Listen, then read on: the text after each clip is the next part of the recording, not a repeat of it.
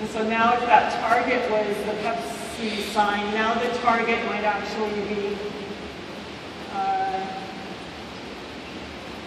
that black thing up there, or there's maybe a light ball, that now we're projecting it into the light ball so that it's going to drop inside the attack line.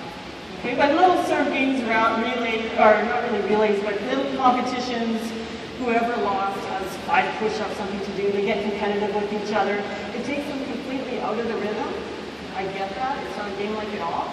But they're getting lots of repetition. It's getting them to do some things that they maybe normally wouldn't do in their serve game. Maybe they don't normally short serve. Let's take, everybody has to serve from right where the barriers are. Go right back to the barriers. And you gotta serve it as hard as you can. Just standing on the floor, hit it as hard as you can. Do you want to roll this over to now? Yeah, just hit it as hard as you can. Blast it. There's a good serve.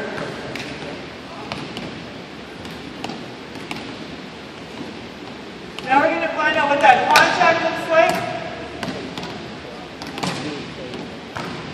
Just stand on the floor.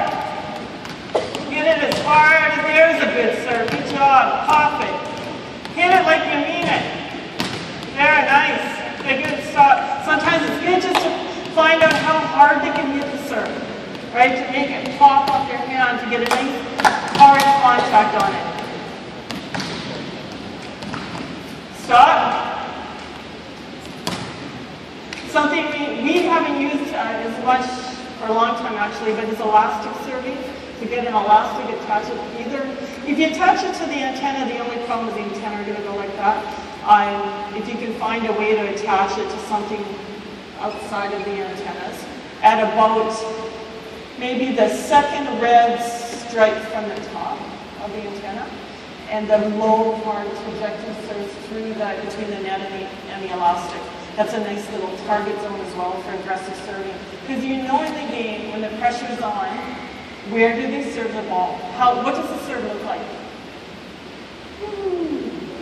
Okay, the muffin serve, the lollipop serve, high over the net, right into the middle of the court. We're going to talk about that later when we talk about passing.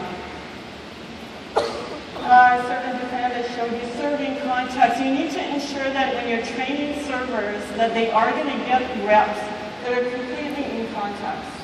Meaning they're playing volleyball in your training and they have to serve. And then they go play 6-on-6. So sometimes it's okay in training to play volleyball. Sometimes I think we work so hard at thinking of all of these creative drills to not play volleyball. But sometimes just play volleyball and put your servers in that context of needing to serve to create an opportunity to score a point.